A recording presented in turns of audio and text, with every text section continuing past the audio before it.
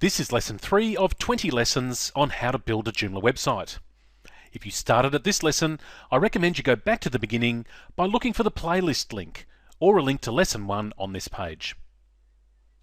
Like any software, Joomla has certain requirements to get it going, and in this lesson I'll discuss these, which include web hosting requirements, FTP software, and zip software.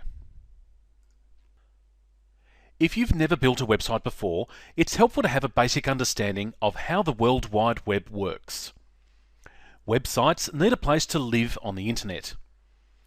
These homes tend to be high-end computers running special hosting software.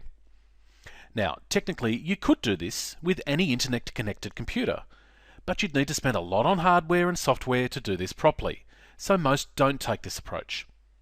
Instead, the majority of websites live on servers operated by a web host, which is an organisation that specialises in making websites accessible on the internet. So, you'll need an account with a web host, and many web hosts have the necessary requirements. However, for the best experience, it's a good idea to choose a host with extensive Joomla experience. There is a list of recommended Joomla web hosts on our website. Most Joomla sites run on Linux servers. However, they can also run on Windows servers. As the vast majority of Joomla installations run on Linux, using the Apache web server, these lessons focus on Linux hosting. If you're intending to host Joomla using a Windows server, then you'll still be able to follow along, but you might need to ask your host for help with a couple of issues. Regardless of who you choose as your hosting provider, you need to ensure that their platform conforms to certain technical requirements. You don't need to understand any of this, just let them know that you intend to host a Joomla-powered website and ask if their platform supports the following as a minimum. If it is a Linux hosting account, Joomla 2.5 needs at least Apache version 2, PHP version 5.2.4, MySQL version 5.0.4. If it is a Windows hosting account, it needs Windows IIS version 7, PHP 5.2.4, MySQL version 5.1. Every website needs an address, better known as a domain name. That's the web address you enter into your web browser to navigate to a website. You're no doubt familiar enough with domains, otherwise, you wouldn't have found your way here. But you might not have ever bought one for yourself. Although there are hundreds of places to buy a domain, start by checking with your web host. Most hosts provide domains as well as hosting, and it's advantageous to use the same supplier for both, so you just have the one contact. Incidentally, you can set up an environment on your local computer to develop a Joomla site, but this is an advanced technique and tends to be a much more difficult process for beginners. This is demonstrated in our Joomla Pro course. Installing Joomla is demonstrated in the next lessons, but it's helpful to get an overview now because you may or may not need additional software depending on your hosting setup. A Joomla-powered website includes files and a database. There are two ways to install Joomla. These days, a lot of web hosts provide what's called a one-step installation. This function is available via a feature in an online hosting control panel. This may have been created by the web host, but usually it's driven by a third-party piece of software. You enter some basic details, and the Joomla files are copied to your hosting account, a database is created, and you're ready to go. The process only takes a couple of minutes, so this is a great way to install Joomla. If your host offers this feature, you don't need anything else, so ask them if they provide it. They might tell you that they include script setups via a third-party application, such as Softaculous, Simple Scripts, or Fantastico. If they do, check which version of Joomla is installed, as sometimes these applications may have older versions. The second way of installing Joomla requires more work, and possibly some additional software on your computer. The steps are to download Joomla, which is a compressed file. You need to extract this onto your local computer using extraction software, which I'll explain in a moment. Then you upload these files to your host using FTP software. You also need to create a database at your host, and then run through an installation routine in your browser. In either case, don't let this scare you, as the process is demonstrated in the following lessons. If you have a preferred web host, check with them now to see if they provide a way to install Joomla via their control panel. If so, you can move on to the next lesson.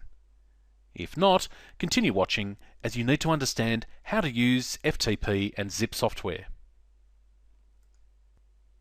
So, depending on how you choose to install Joomla, you might also need to understand how to use two pieces of software on your local computer. The first is called an FTP client, which stands for File Transfer Protocol.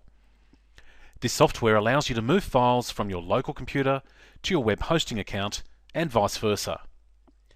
You might not need this to install Joomla, but you'll almost certainly need it at some point, so you might as well get it now. If you already have an FTP client and know how to use it, then stick with that. If not, watch as I demonstrate how to download and install a free FTP program called FileZilla. Open your web browser and go to filezilla-project.org.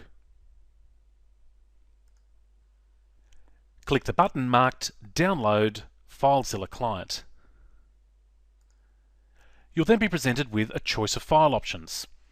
Choose the one that corresponds to your local computer operating system. In my case, I have a Windows PC, so I'll download this first option by clicking on the link.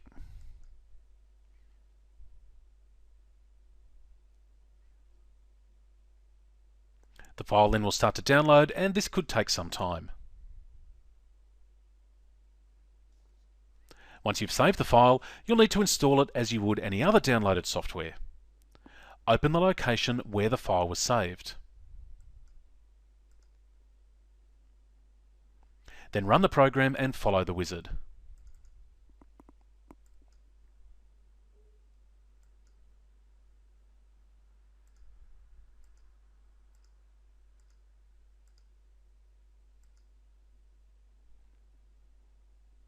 This won't take too long, so I'll wait for it to finish.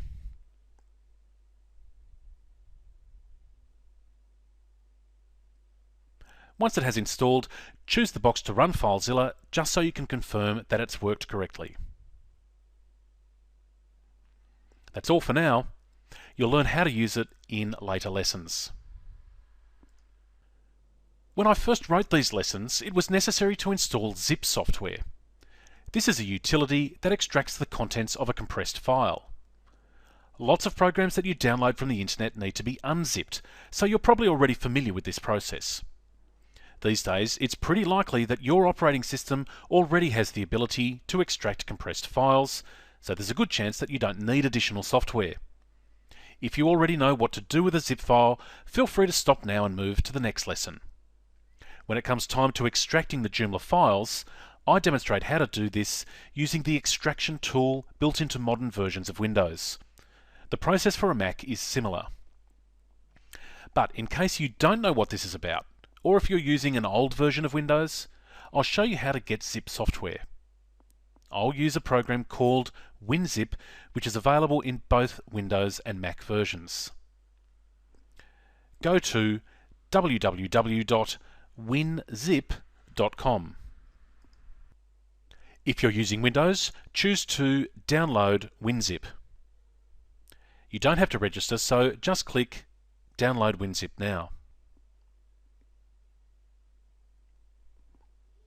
If you're on a Mac, go to Mac Edition, try free, and download now. Then go ahead and install it as you would any other program. Strictly speaking, the software is not free, it's a free trial, so if you need to continue to use it after Joomla is installed, you'll need to make a purchase.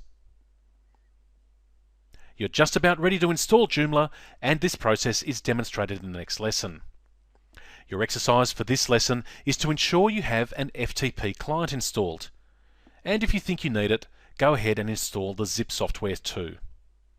Then jump to the next lesson, where I explain the Joomla installation process.